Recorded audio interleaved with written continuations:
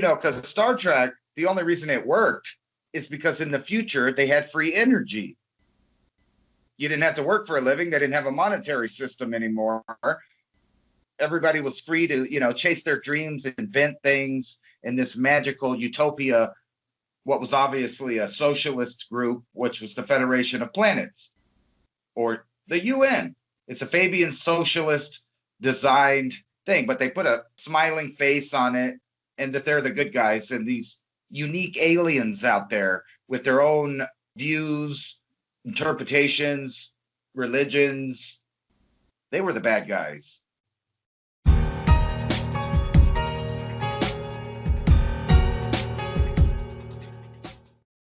So what are we going to do? We keep talking about how we're going to live through this, new phase in reality that we're going in. I've been thinking about it, and I know as a peasant, I have to stay here on Earth. When I go through the news, I see this stuff like America's new vision of astronauts. I mean, there's like tons of articles pumping the idea that we're all going to space. Us, China, Russia, the US, the whole world, we're all going out there. We're going to live on Mars. We're going to live on the moon. And they keep on doing this. And then I'm watching the reality of it. All of the other articles across the board are starting to lean you into the direction of accepting space as a bigger part of your life. We're being locked in ever more and more. And then at the same time, they're telling us that, no, don't worry about it. We're going to do this. We're going to do that. We're going to go out in space. Don't worry about the fact that we said we're going to create your reality for you. You need to stay inside between 5 o'clock and 10 o'clock when your overlords, the Anunnaki, walk through town, and they're not expecting any pot shots out there with your pebble throwers. Now, think about that. They're conditioning us. Probably not aliens. It's probably just some elite people. You ever see that movie where the guy eats the perfect meal and then he says, I need you to bring me the cook. And they're like, why? He said, because I'm going to kill him. Nobody else should ever eat this perfect meal that I just enjoyed.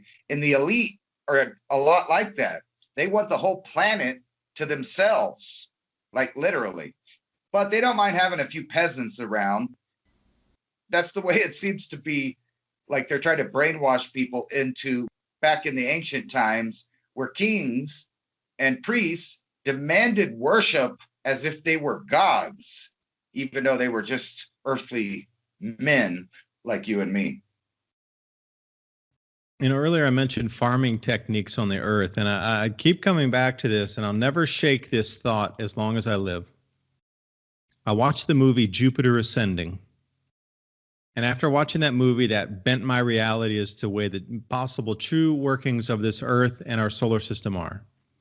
And you mentioned it. Why would we go to space? We're already in space.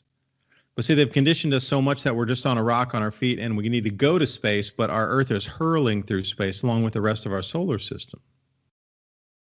But the movie Jupiter Ascending was about the quote-unquote overlords or the masters or whatever you might want to call them. There's been names through history.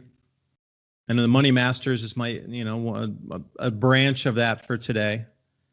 But their main base and their main home was on Jupiter, and the Earth was a farming colony. Not only us as humans were farmed for, as you say, compliance, to do tasks for those who didn't want to get their hands dirty, for a better word, but also to create food and sustenance to deliver back to Jupiter. The whole movie really made sense. And now it could have taken on an inner Earth form as well, where there's been so many stories about, societies that have their own power sources on the inner Earth. But then we come back to this whole UFO thing again, which is most interesting. Electrogravidics. So that rocket explosion that you saw would never happen in the real world because you would be using electrogravity craft instead of fired rocket engines to move anywhere. You go back to World War II and people were experimenting with this. Von Braun, he was doing the rocket engine, but fast forward to 1960s, Dr. Brown, electrogravidics. This was weightless air travel, silent And then, well, here, get it again. This is how it ties into the UFO. See, when it spins in opposite rotation on the disks, there's a charge to it. That's why they see these things glowing in the sky. You have to as a gasoline engine, you have to off gas. That's why you have a tailpipe. Those gases that are burnt need to be off gas from your engine. Well, these electrogravidics craft, they have to release an overcharge, and that overcharge is what we call electricity. And with smaller units, you could have free power that would power a house, a neighborhood in perpetuity, indefinitely, in a small little tiny box that would never break down. And you would just start it, and you would have no input, no electricity bills. And think about how that would work if you could make semi-tractor trailers weightless, and if you could make other things weightless as well, how our world would be very different, where we would have no transportation costs. We'd have no electrical input. So whatever you wanted to do with irrigation or metal smelting or whatever would cost nothing. It'd be free. And this is where the whole thing kind of blends in back to your whole, why are they releasing all the, think about the electromagnetic changes in the human brain. Like I said, every grand solar minimum, they need to come up with a new structure for the economy, a new governance model. And I think coming into this new change in this grand solar minimum, they're going to have to give free power, because the old fossil fuel burning way won't work, literally won't work after this shift comes up. So that's this whole push into green energy and everything, is get you to go there in the mind. So I think they're going to move the world over to this free energy, and then a slow drip. They could talk green energy till they're blue in the face. But imagine if that's kind of the intermediate step to get you to think that there's something different, that you could already get used to change on a power source. And then suddenly, all the UFOs, they all have these anti-gravity devices also create free electricity. Wow. You only have to buy one for $18,000 for your house. You never have to buy power again. Get one at GE, babies. They're going to shift into electrogravidics power discharge. We finally are at a point where I would agree that this world government is finally coming to fruition with this new administration. There's nothing left to stop them in this, as Kissinger said, capitalist communist society, not unlike China. And that's because they want to merge with China, because China, it has the biggest navy in the world, some of the most determined people in the world, and a scary, scary overlord government that we're designing ours after. Yeah, and having seen that whole blend of systems when I was working in China, it's functional, it's complete compliance, and you'll be allowed to work and make money.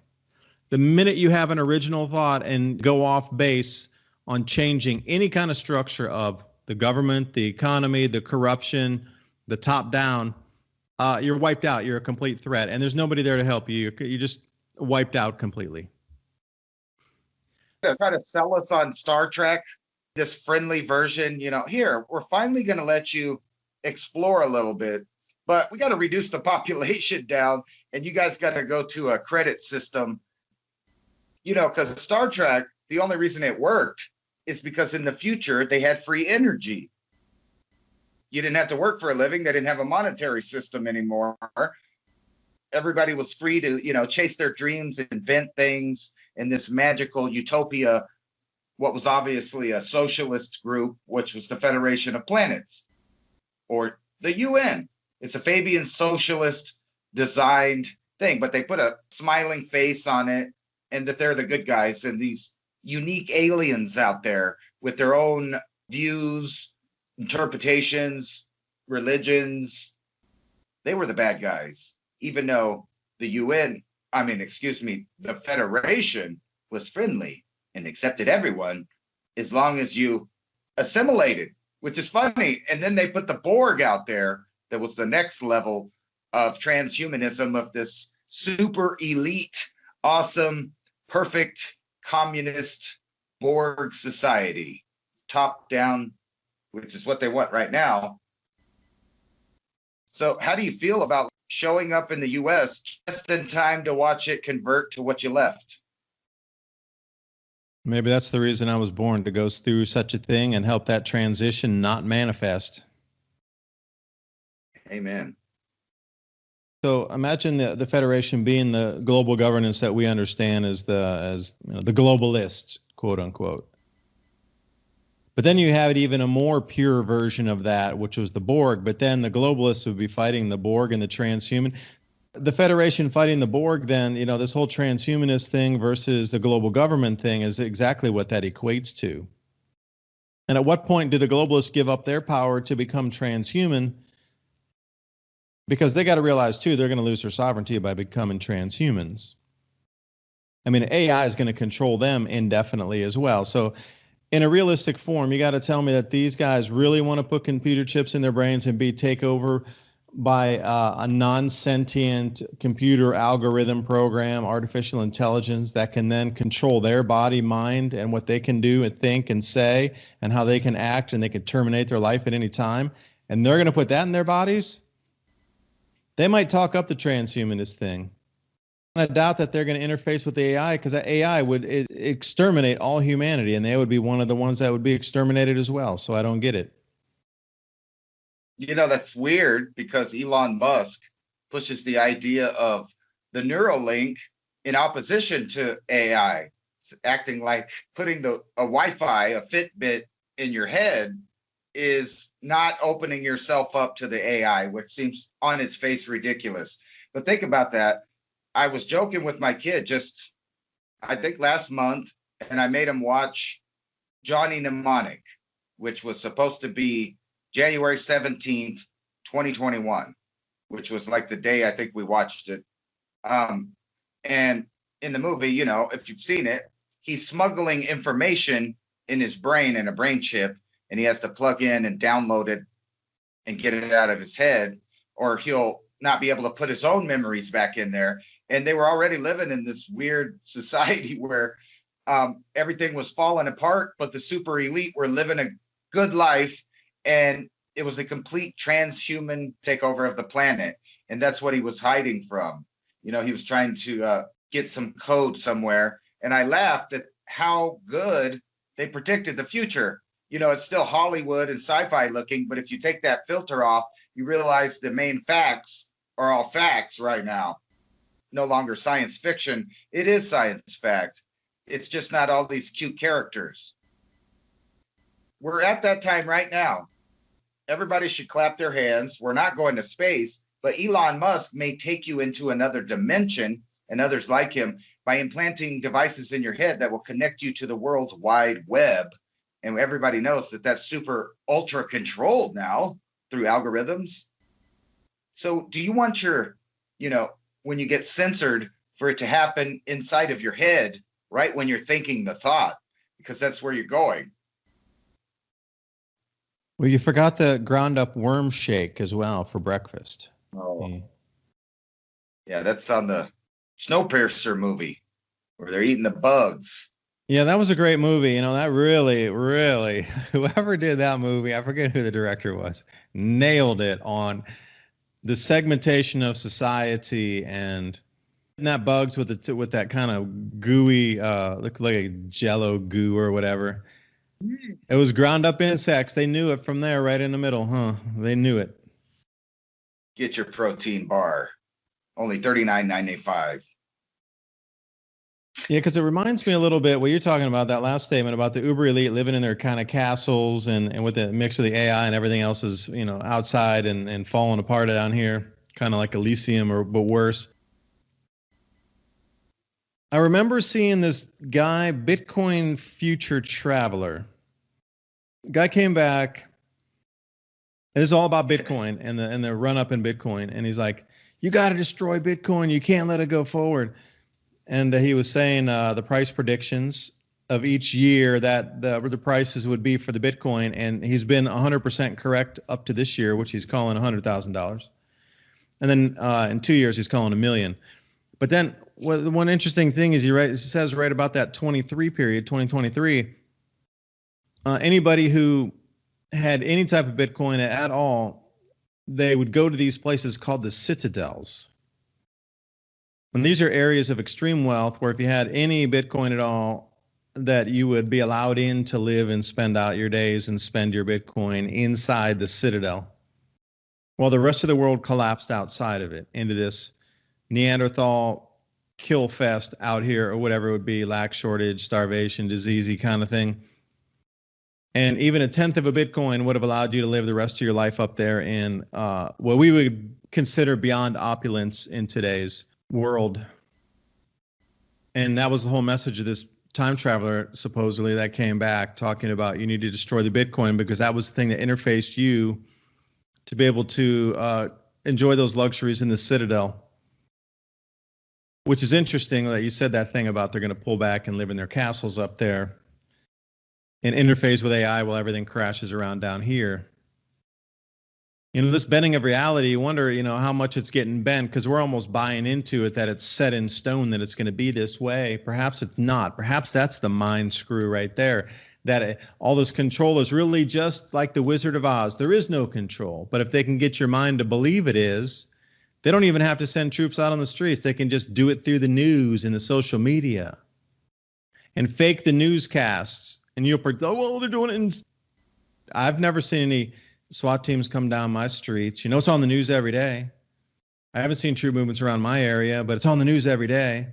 It's almost like everything is generated electronically, fictitiously, and put out into the media as in this reality bend of this, whatever it is, this patent that you're talking about, could be a systematic, step-by-step process to gaslight and brainwash an entire society through images, movies, all social media, on screen only, but nothing in the real world's happening in front. But they'll be terrified of what's coming out of the screen.